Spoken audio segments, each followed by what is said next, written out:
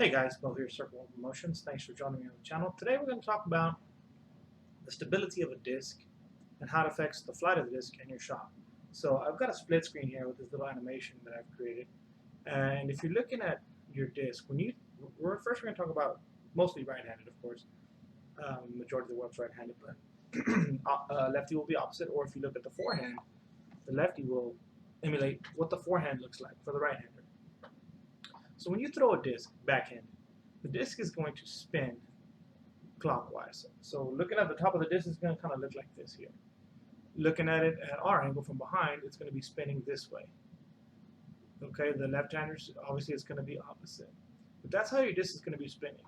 Now a disc that tends to spin this way, clockwise, is going to want to finish to the left naturally without anything affecting it outside. Of course, depending on the type of disc you get, which we'll get into. But this is how your disc is going to be affected by the wind. So this is a natural throw. This is what the disc wants to do naturally. You'll see when you throw the disc, it's going to want to go just to the left. Now I'm obviously using, not throwing very hard. I'm using a slow run of slow motion to show you dramatically what's going to happen with this. When you first buy discs, when you first start playing disc golf, every disc is going to do this no matter what. And you're going to say, why do my discs keep going left? Well, that's because that's the general spin of the discs. It wants to take it to the left. Now, if you look at this disc right here, you'll see some numbers on it. I don't know if you can see it, but this is a photon. The numbers are, it's a fission photon, 11, 5, minus 1.5, positive 2.5. Now, what those numbers mean, those are the flight numbers of the disc. First number is the speed. That's how fast you should throw the disc for the rest of these numbers to make sense. Of course, the faster the disc, the farther the disc will go in theory. The next is the glide. This is a glide 5. That really just tells you how well the disc wants to stay in the air relative to wind conditions, of course. A glide 5 is going to want to stay in the air longer and fly a little straighter than something that's, say, a glide 4. The next number is turn. The turn is going to determine how far right the disc wants to go. Now the disc I threw had a 0 turn, so it didn't want to go to the left, to the right at all. It wanted to go straight down into the ground. The last is the fade. The fade is how left it wants to go. Now we're talking about right-handed backhand throw. That tells you how far it went. So the disc I threw was a fade of 4. So you notice it didn't want to go to the right at all, and it went to the left very quickly. Okay, that's what we call an overstable disc. A good way to think about this, guys, is if you have the number 0 on the line here, anything negative is below or under the number 0. Anything positive is above or over the number 0. So anything positive is going to determine the overstability of a disc, and anything negative is going to determine the understability of the disc. Typically, if you have a disc with more negative or even negative as you do positive, you're generally going to have an understable disc. If the fade is greater, you're going to have a more overstable disc, or a disc they call pretty stable. So I know what you're thinking. So okay, then I need to throw understable discs. Well, yeah, when you throw an understable disc, it's going to want to go to the right, and so it's fighting that urge to come back left. This is a very flippy photon that I have. It wants to turn, and you'll notice that it went straighter towards the basket. It went to the right, but it faded to the left. So I know what you're thinking. I should throw understable discs. Well, not exactly. Understable discs are good for a beginner. They're also good for situationally. So right now we're talking about if you're a beginner. If you're a beginner, you start throwing these understable discs, you're going to say, wow, I'm getting more distance. The disc is going straighter. It's not crashing on the ground. Understable is the way to go.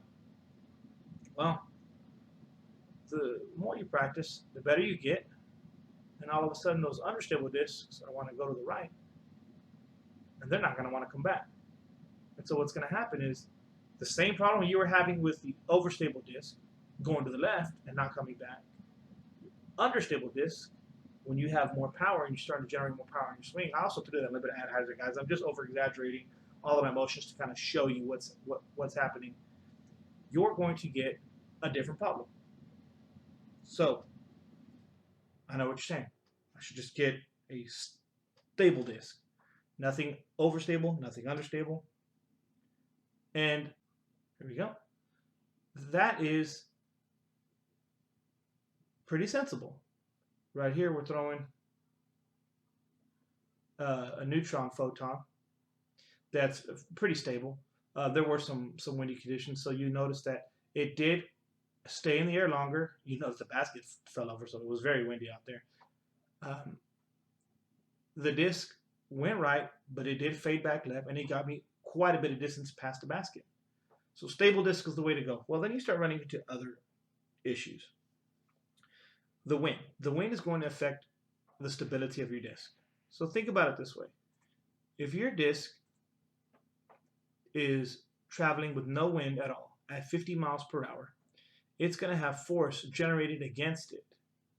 And that force is calculable. But for the sake of keeping this less complex and as simple as possible, we'll just say if you throw a disc in no wind at 50 miles per hour, it's going to travel at 50 miles per hour. If you throw a disc into wind at, let's just say, 10 miles per hour, that disc is going to feel like it's traveling 60 miles per hour because it's having the same resistance as if you threw it 60 miles per hour.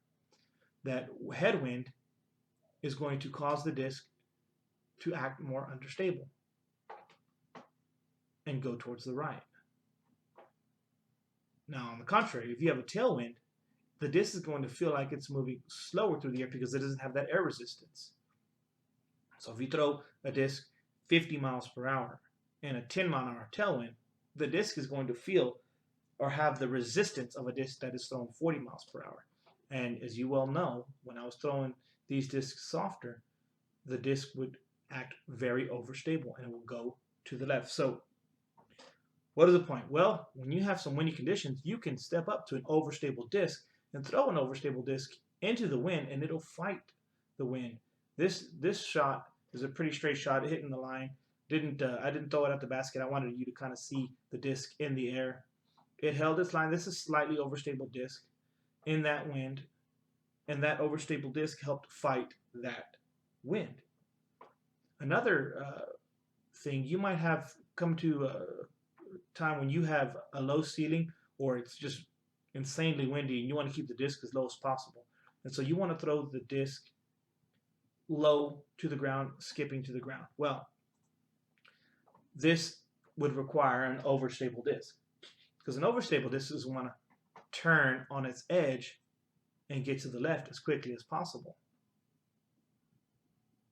And because I threw it low with power, it gets on edge to the ground and it actually skips all the way across the ground. You'll see that disc is just skipping across the ground on its edge. And that's because it's an overstable, that's a volt, a proton volt. Those numbers are, I think it's like 8402, something like that. So it's an overstable disc, and it's in the proton plastic, which makes it act a little more overstable. So there are certain reasons you'll want to throw an overstable disc. It's not just, well, I get more distance if I throw this understable disc. Yeah, you will, but eventually you're going to have the problem with the disc turning over like we did with that third video we had here. So what should you buy? Should you buy the discs, Tour Series discs with overstable, or should you get understable discs? Well, the answer is you're really going to need both, because in here I'm throwing a flex shot to try to get this disc to fly straight as possible with the A2, and that's the putter. So I'm throwing this to keep it as straight as possible, and you see I threw it on an Anheuser angle, which an Anheuser angle would be on a backhand would be along this green line. The disc will actually be kind of along this green line here, where the nose would be here and here, instead of on a Heiser line. This red line is a Heiser line. If you want to throw it on Heiser and Anheuser. Okay, I threw that on Anheuser to get it to fight its natural urge to fall to the ground. I threw it very right, and when the disc fights its natural urge to do that, it ends up flying straight. So that's a good reason for you to get the overstable discs. Here's another look at an overstable flex shot. This is a deflector. You notice that that's a pretty straight line. I threw that on Anheuser, and it naturally fought that urge to go the direction I threw it, the angle I threw it. And what it creates is a shot where I can throw it in between tight lines and still get some distance. So now what you're thinking. All right, if I need to throw straight, I should get overstable disc. Well, it depends. Some people feel more comfortable throwing hyzer flips. And you can see this disc, I threw that on hyzer. It flipped up, went straight, and then had a slight finish to it. And that is an EMAC truth. It's a little bit beat in now, but you can see that the hyzer flip is a little bit more technical shot to throw, but it's something that I'm more comfortable throwing. I release it better on hyzer with more power, and so I can get longer tunnel shots with a hyzer flip. My brother Caleb, he likes to throw everything on a flex shot. Doesn't matter if it's straight line or wide open, he likes to throw on flex. And so he's more comfortable with that. So your overstable discs are going to be good to fight the wind, but they're not anything you want to start with throwing. So an overstable disc, remember, if the numbers are over 0, you're going to end up throwing like this here with overstable discs if you start. Now, eventually you will get the power to throw them a little harder, and your overstable disc will end up looking like this when you put more power on them. But until then, you're going to get a lot of hook to the left. So what disc should you get? You should get both. Now let's take a look at the forehand lines. All right, let's take a look at the forehand lines. So same thing when you're throwing forehand. You notice that disc, I threw it, and it just went in the air and went right immediately. Now when you throw a forehand, your disc is actually spinning this direction. And if you're staring at the top of the disc, it'll look like this. But at our angle, it'll look more like this here. That's the spin you put on this. So a disc that is spinning counterclockwise will want to finish towards the right naturally. Okay? So this disc that I threw wanted to go to the right. And you see, I didn't put a lot on it, but that's just a straight hyzer shot that ended up to the right. Okay, so what if I get an understable disc? Well, eventually what's going to happen, you get an understable disc, it'll push, wanting to flip up on its side, it's going to actually push and move forward with the same angle. So it's pushing forward a lot farther than the last disc I threw. And as you get more power, what's going to happen is the discs will eventually flip up and just turn over. So again, when you start, your understable discs, because they will naturally want to resist the natural rotation of your disc. This is forehand, right hand forehand, or backhand left hand. To go to the right, it'll try to go to the left. So what ends up happening is after a while, you can't get your disc to go to the right, because if you want to throw a forehand, it's because usually you want your disc to end up on the right side. So after a while, when you get enough power and torque, your disc is going to not come back. Or when you get into a headwind, it's going to make the disc act more understable. It'll be naturally understable. So what can you do? Well, how about I throw it flat instead of on hyzer? Get an overstable disc, throw it flat. Well, there you go. When you start developing more power, it's a hyzer line, but I threw it on a flat release because it was overstable. It went the direction I threw it, but it eventually came back